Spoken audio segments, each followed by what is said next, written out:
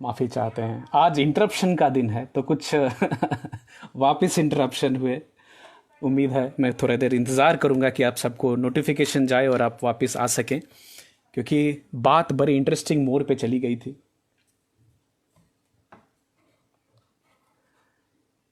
ना ना, हम कोशिश करेंगे इसको कि ये जो thank you for joining, sorry interruption के लिए, बीच में फिर से कुछ प्रॉब्लम आई। थैंक यू मुकेश जी, ये अच्छी चल रही है। तो हम बड़ी इंटरेस्टिंग सी जो बात कर रहे थे। हाय हाय, थैंक यू और धन्यवाद वापस आने के लिए। इतने सारे इंटरप्शंस में तो तकलीफ हो सकती है। तो हम बात कर रहे थे कि आप में से जितने सारे ऑनलाइन शॉपर्स हैं, और हम सब ऑनलाइन शॉपिंग करते हैं। हमारा चैंपियन है विकी, जिन्होंने खुद ही बताया कि उनकी एक वो खरीदते हैं। आप सबसे एक सवाल है मेरा कि मान लीजिए आपने अमेजोन पे या फ्लिपकार्ट पे कोई चीज सर्च की, ठीक है, खाली सर्च की है आपने, खरीदा नहीं है, ठीक है, सर्च करके खाली छोड़ दीजिए। उसके बाद देखिए आप कहां कहां जाते हैं और कैसे कैसे ऐड आपके पीछा करती है। आप जिस वेबसाइट पे जाएंगे वहां पे आपको वो ऐड दिखेगी, आपके फोन पे ऐड दिखेगी। समझ पा रहे हैं आप इसको? यहां तक कि नाम नहीं लूंगा उस कंपनी का, बट कुछ लोग बातचीत कर रहे थे आपस में कि ये चीज़ खरीदते तो कैसा रहता, और तभी उनको उस चीज़ की ऐड आ गई। तो थोड़ी चिंता हो गई उनको कि क्या हमारे माइक्रोफोन से भी, क्या ये कंपनी है वो हमारी बात को सुन रही है क्या? चिंता की विषय। हालांकि ज़्यादातर कंपनियों ने बोला कि नहीं, हम इस तरह की डेटा कैप्चर नहीं करते। और इसके पीछे देखिए बहुत सारी एजेंसीज लगी हैं जो कि ये देखती हैं, और इसमें सरकारें हैं वो देखती हैं कि कौन सी ऐप सुरक्षित है, कौन सी हमारे देश की रक्षा के लिए भी। तो बहुत सारे एप्लीकेशंस हैं जिसमें आप तो एक लिमिटेड चीज़, विकी बोल रहे हैं ये same ad we can view everywhere, वो पीछा करती भाई। जब तक आप खरीद ना लेना उसको, तब तक वो हमारे पीछे चलती रहती है। बड़ा इंटरेस्टिंग भी है, इट्स लाइक स्टॉकिंग, कि आपने किसी को एक बार देख लिया, जान लिया, वो पीछे पीछे आपके चल रहा है हमेशा। तो अभी एक बात करते हैं, मान लीजिए जिस तरह से हमने शॉपिंग की और अपनी जो डेटा, वो डेटा हम शेयर कर रहे हैं और लोग देख रहे हैं, इस तरह की डिवाइस, ये जो बायोमेट्रिक डिवाइस है, इसमें और सारी कैपेबिलिटी डाली जा सकती है। हाँ, कि आपकी लोकेशन तो आपकी अभी भी कैप्चर हो रही है मोबाइल के थ्रू। तो ये डेटा कई सारी कंपनीज, आप अपने सेटिंग्स में जाकर चेक करें कि आपकी लोकेशन कौन से एप्लीकेशन से एक्सेस कर रहा है, उसको चेक कीजिएगा। मैंने एक बार तो बहुत सारी अपनी एप्लीकेशन जाके बंद की कि ये ऐप को क्यों पता करना है कि मेरी एप्लीकेशन। अभी एक हमारे यहाँ बिजली देने वाली जो कंपनी है, मैंने उनकी एक्सेस चेक की तो वो मेरे फोटोज़ देख रहे थे। अभी बताइए, एक बिजली सर्विस प्रोवाइडर जो है, जो घर में बिजली पहुंचा रही है, उसको मेरे पर्सनल फोटोज देखने के अधिकार की क्या ज़रूरत है? वो भी थी। तो आप सबको एक रिक्वेस्ट करूंगा कि आप ना लोकेशन शेयरिंग में, फाइल शेयरिंग में कोई भी नया एप्लीकेशन लोड करते हैं तो सीधे ओके ना कर दें, सब कुछ के लिए एक एक चेक करें। ओके। अब मान लीजिए ये जो बायोमेट्रिक डिवाइस है, ये जो मैंने पहनी है, ये नॉर्थ कोरिया की बात करते हैं, वहाँ डिक्टेटरशिप है, किम साहब चलाते हैं उसको। अभी किम साहब ने कंपलसरी कर दिया कि सारे सिटीजन को ऐसी एक घड़ी पहननी है जिससे कि blood pressure, heart rate record हो रही है। अब मान लीजिए उनकी टेलीविजन पे एड्रेस चल रही है, ठीक है, लोग तो वहां पे सब दिखाते हैं ना कि वो बोल रहे हैं तो उनको देख के ताली बजाना, स्माइल करना, और मन ही मन मान लीजिए वो अच्छा फील नहीं कर रहे हैं तो, और मन ही मन उनको लग रहा है कि अच्छा नहीं है। ये चीज वो एल्गोरिदम जो है ना, वो पीछे एआई वो समझ जाएगी, ये फलाना नंबर सिटीजन जो है ये खाली झूठ की ताली बजा रहा है, इसका तो हार्ट रेट अंदर से बढ़ रहा है। तो इसके जो है ये गलत इस्तेमाल के चांसेस भी हैं। डेमोक्रेसी में तो हम सेफ हैं, डेमोक्रेसी में इसके सही इस्तेमाल हो सकते हैं, लेकिन एक डिक्टेटरशिप में इसका तो बहुत गलत इस्तेमाल भी जा सकता है। इसके बारे में सोचना इंपॉर्टेंट है। और जैसे आप हिस्ट्री देखने जाएंगे तो हिस्ट्री में आपको पता चलेगा कि जैसे रशिया में स्टालिन साहब थे, तो वो सबसे ज़्यादा जांच और सबसे ज़्यादा किसको चेक करते थे? जो उनके सबसे करीबी पावरफुल लोग थे, उनके ऊपर सबसे ज़्यादा जासूसी होती थी। डर होता है ना। ये पहले के जो राजा महाराजा थे, आपको मालूम है कई सारे राजा तो आंख बंद करके सोते थे, क्योंकि उनको खतरा अपने परिवार में ही था। मंत्री से खतरा है, परिवार वाला से खतरा है। तो ये डिजिटल डिक्टेटरशिप जो है, ये आर्टिफिशियल इंटेलिजेंस जितनी तरह की डेटा गैदर कर रही है, ये थोड़ी चिंता वाली बात है। अच्छा, आप सबसे पूछना चाहूंगा कि आपके हिसाब से कौन सी कंपनी की आर्टिफिशियल इंटेलिजेंस आपको जानती है, बताइए जरा। कौन सी कंपनी है जो आपके बारे में क्या क्या डेटा ऑलरेडी उसके पास है, जरा सोचिए और टाइप कीजिए।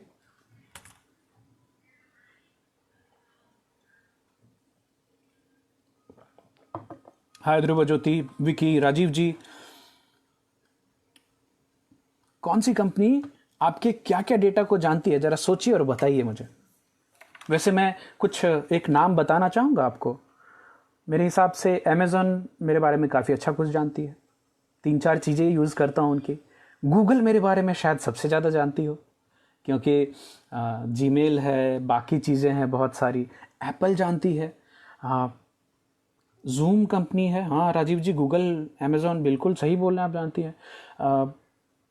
Xiaomi जानती है, MI की फ़ोन यूज़ हो रही है, अब Asus की फ़ोन। यूट्यूब हमारे बारे में सही बोले ध्रुव ज्योति, फैंटास्टिक, ये जानते हैं हमारे बारे। ये हुआई कंपनी जिसकी मैंने घड़ी पहनी है, उसको मेरा Netflix also knows, Netflix knows what kind of shows I watch, मेरी जॉनर कौन सी पसंद है मुझे।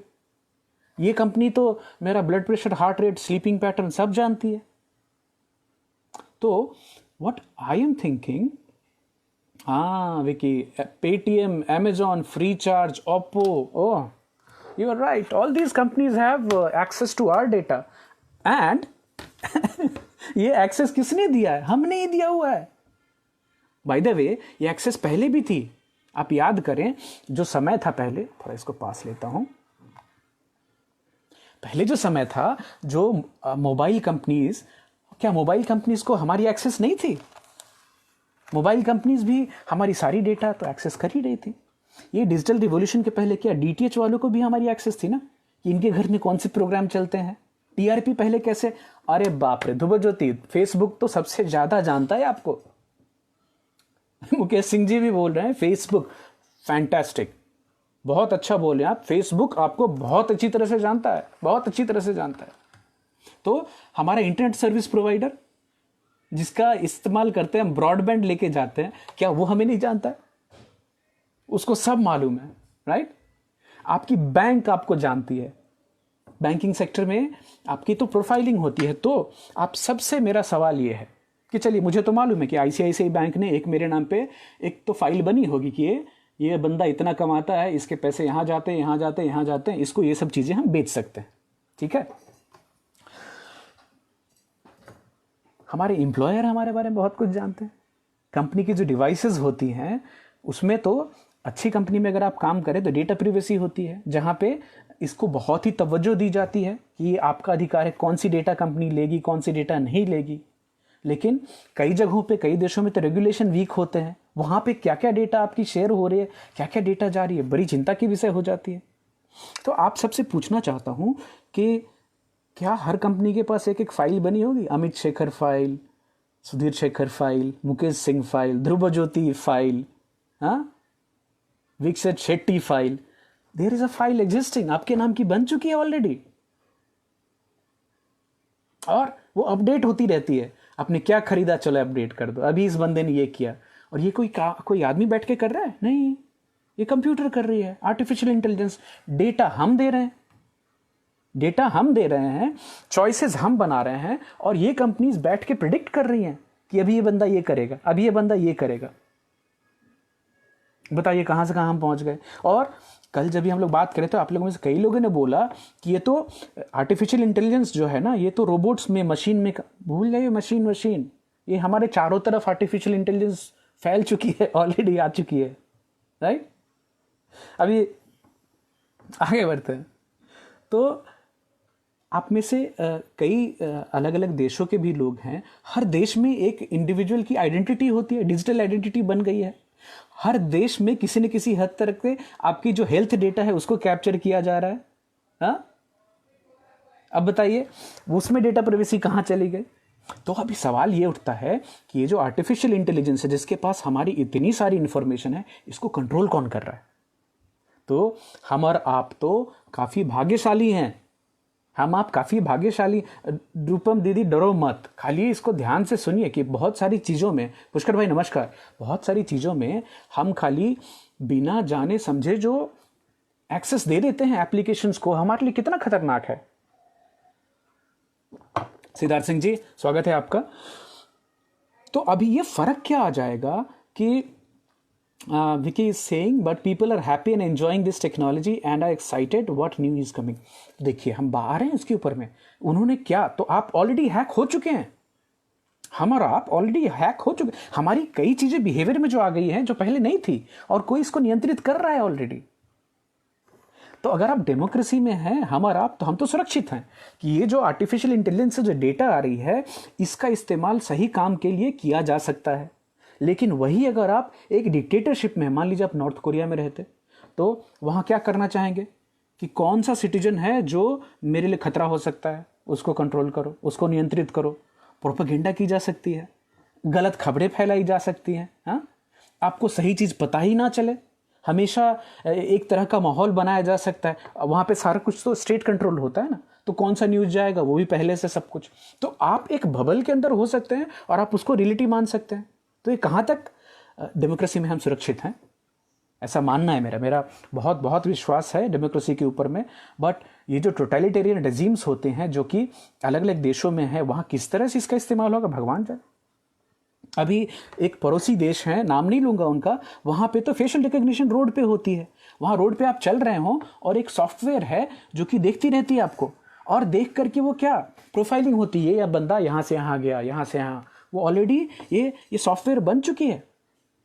हाँ, नाम तो नहीं लेंगे, आप भी ना लीजिए, किसी भी देश का नाम नहीं लेंगे, लेकिन अभी उस डेटा के थ्रू वो लोग कोरोना को बहुत जल्दी कंट्रोल कर पाए, क्योंकि उनके पास तो वो पर्सनल प्राइवेसी राइट्स जो होते हैं ना, जो हम जिसको बड़ा ही अपना अधिकार, मौलिक अधिकार समझते हैं, वो राइट्स वो तो उनको आदर ही नहीं है बहुत जगह पे।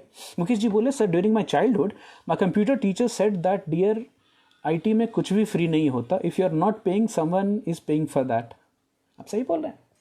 और ये इस सूत्र को मुकेश जी पकड़े रहिएगा, आपने बहुत पते की बात बोली बहुत, और मैं खुश हूं कि आपने ये बात बोली है, क्योंकि आगे आपको थोड़ी थोड़ी चीज़ें मैं बताने की कोशिश करूंगा। डराने की कोशिश बिल्कुल नहीं है, मैं चाहता हूं कि हम और आप थोड़े जागरूक हो जाएं और जाने कि हम कौन सी दिशा में क्या जा रहे हैं। तो जैसे एक और चीज़, फेशियल रिकग्निशन की हम बात कर ही रहे थे, ये जो ग्लोबल प्रॉब्लम है, जैसे अभी कोरोना चल रही है, ये किसी एक देश के वश की बात नहीं है इसको ठीक कर लेना। उसी तरह से मान लीजिए अगर कोरोना को देश में रोकना है तो खाली स्टेट गवर्नमेंट अपने हिसाब से नहीं कर सकती, पूरे सेंट्रल का कोऑर्डिनेशन, जो कि हमारे यहाँ सरकार बहुत अच्छे से कर रही है। उसी तरह से आर्टिफिशियल इंटेलिजेंस को रेगुलेट करना एक देश के वश की बात नहीं है, इसके लिए भी ग्लोबल एफर्ट होना चाहिए। लेकिन अभी जिस तरह से इस कोविड सिचुएशन में ग्लोबल एफर्ट्स हो रहे हैं, कई देश आगे आ रहे हैं, एक दूसरे की मदद कर रहे हैं, कई देश नहीं मुझे खुद को बचाना है। तो हम अगले दिन बात करेंगे कि अभी आर्टिफिशियल इंटेलिजेंस के हिसाब से अभी किसी सिचुएशन में क्या क्या चीज़ें अच्छी और बुरी हो रही हैं। अभी देखिए, ये आर्टिफिशियल इंटेलिजेंस के क्या खाली नुकसान ही है? नहीं, बड़े शानदार फायदे हैं। अब फायदों में से एक सबसे बड़ा ये है, हेल्थ केयर में एक बहुत बड़ा फायदा हो सकता है। जैसे आप सुबह सुबह सो के उठे हैं और हम पहले क्या करते, फेस आईडी ना, फ़ोन लगाते हैं और अपना फ़ोन खुल जाता है। तो जैसे फेस आईडी रिकग्निशन हुई, वो जो आर्टिफिशियल इंटेलिजेंस है, मान लीजिए अमेजॉन कंपनी का नाम लेते हैं, बुराई नहीं है, अच्छी बात कर रहा हूँ, अमेजॉन की ही उसने आपका डेटा डिटेक्ट किया और उनको लगा अरे इस बंदे का आज फीचर कुछ ठीक नहीं लग रहा है, मतलब इसकी तबीयत ठीक नहीं लग रही है। तो ऑलरेडी आपकी जो बायोमेट्रिक डेटा है वो इमीडिएटली कंप्यूटर उसको रीड करती है, पता चल इनकी हार्ट रेट बढ़ी है, इनकी ब्लड प्रेशर बहुत ज़्यादा है। आर्टिफिशियल इंटेलिजेंस तभी के तभी आपकी पूरी बॉडी के डायग्नोसिस कर लेती है कि इनकी रात भर में इतना ब्लड प्रेशर रहा, हार्ट रेट इतनी ऊपर नीचे हुई है, शुगर के लेवल ये हैं, डायग्नोसिस होती है। और कुछ सालों में आगे जाकर के सरकारें कंप्यूटर प्रोग्राम्स को प्रिस्क्रिप्शन लिखने की भी अनुमति दे देगी। आप चौंकिए मत इस बात पे कि कंप्यूटर कैसे कर सकता है। कंप्यूटर आज आपकी लोन डिसाइड कर रहा है ना। जो भी लोग बैंकिंग सेक्टर में काम करते हैं, आप लोगों ने सिबिल स्कोर का नाम सुना होगा। अगर आपकी सिबिल की स्कोर खराब है, अरे सिबिल भाई बैठते कहाँ हैं?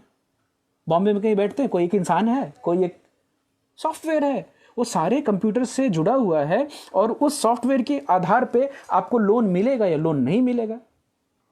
अब बैंक मैनेजर आपको कितना भी बड़ा मित्र हो जाए, वो बोलेगा ना, कंप्यूटर ना बोल रहा है। तो मान लीजिए आपकी तबीयत ठीक नहीं लगी, वो ऑलरेडी एक्सेस कर लिया और एक डायग्नोसिस हुई, एक प्रिस्क्रिप्शन भी जनरेट हुआ, आपने ऑलरेडी परमिशन दे रखा है इन सब चीज़ों का, और अगले 20 मिनट के अंदर में आपके घर पे अमेजोन का बंदा आया दवाई लेके, ये लीजिए आपकी आज की सुबह की जो हेल्थ डेटा है उसके हिसाब से ये दवाई खा लीजिए। एप्पल वॉच में एक फीचर, हाय राकेश शर्मा जी, एप्पल वॉच में एक फीचर है जिसमें अभी नई वाली में उन्होंने इम्पैक्ट, अगर आप गिर जाएं जोर से, तो जोर से गिरेंगे तो जो ठेस लगती है वो एक ट्रिगर कर देती है कि ऑलरेडी आपके डॉक्टर को फोन चला जाएगा। अगर आपकी एक्टिविटी कुछ देर तक, मान लीजिए आप एकांत में आप गिरे और आपकी मूवमेंट नहीं है, आप अक्षेत हैं, ऑटोमेटिक एम्बुलेंस को फोन चली जाएगी। तो इसके फायदे भी उतने ही सारे हो सकते हैं। तो टेक्नोलॉजी जो है ये डबल एजेड सोर्ड है, इसका दोनों तरह से कैसा इस्तेमाल हो सकता है, कमाल की चीज़ है। Vicky is saying data is provided to CIBIL for generating score, this is made compulsory by government. करना पड़ता है।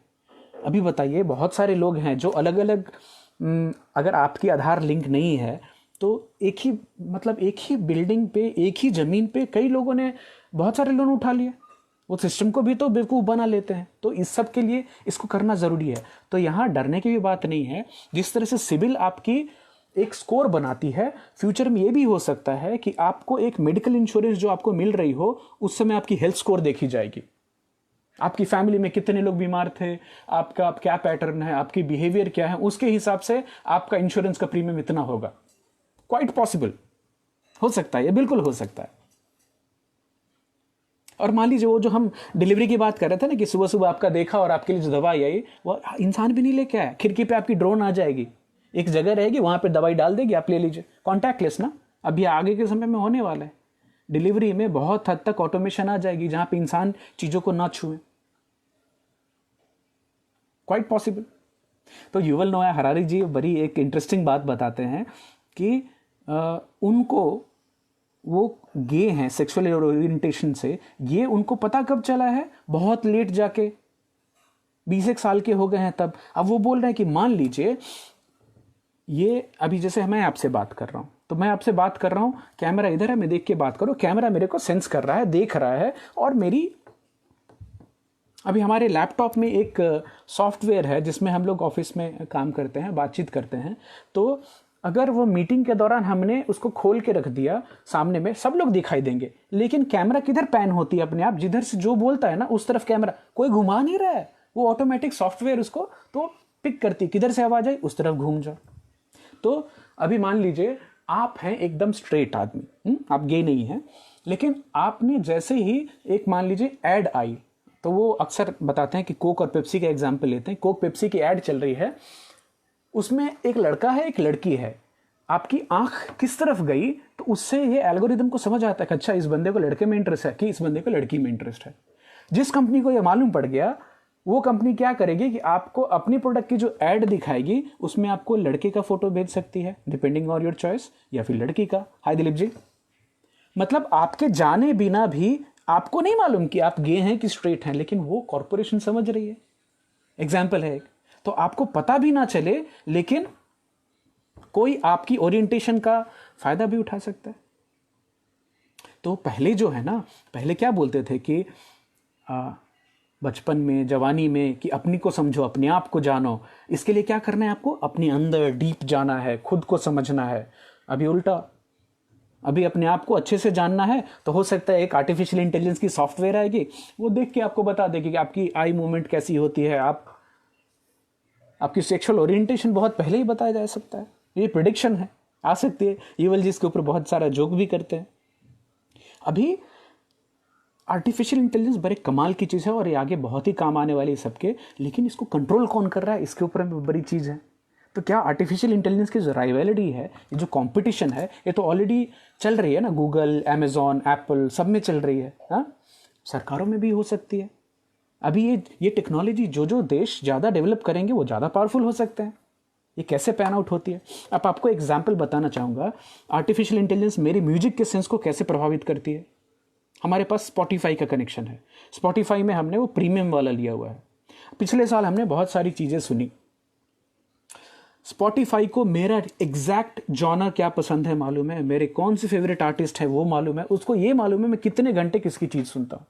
तो 2020 की पहले तारीख को जो मेरे एक मेल आई है स्पॉटिफाई से, उसमें उन्होंने मेरे लिए एक स्पेसिफिक एल्बम बनाया है जिसके ऊपर उन्होंने मेरा प्रोफाइल फोटो भी लेकर के डाल दिया है, specially curated for Amit Shekhar album. और साल भर में मैंने किस आर्टिस्ट को सबसे ज़्यादा सुना, कौन से पॉडकास्ट ज़्यादा सुने, ये सारी डेटा उनके पास है। कौन से कंट्री का म्यूजिक सुना है मैंने, एक अच्छा सा वीडियो बना के, एनिमेशन बना के भेज दिया। ये कोई डीजे के वश की बात होती?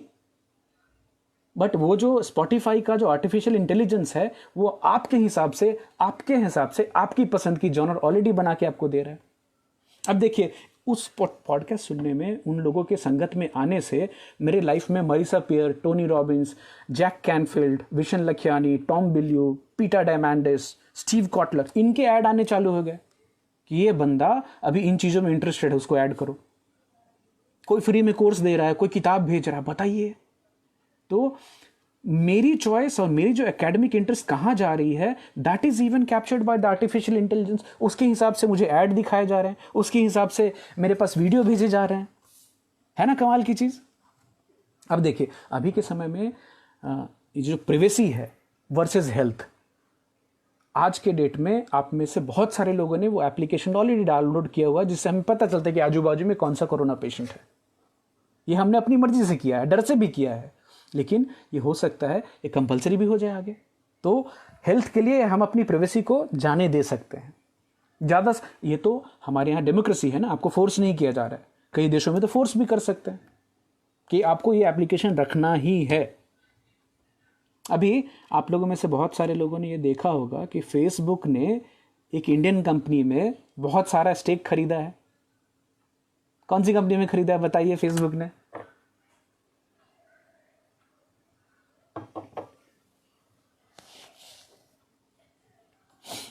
Facebook has done a big investment in which Indian company in the last 10-15 days? मैं इंतजार कर रहा हूं आप सबका।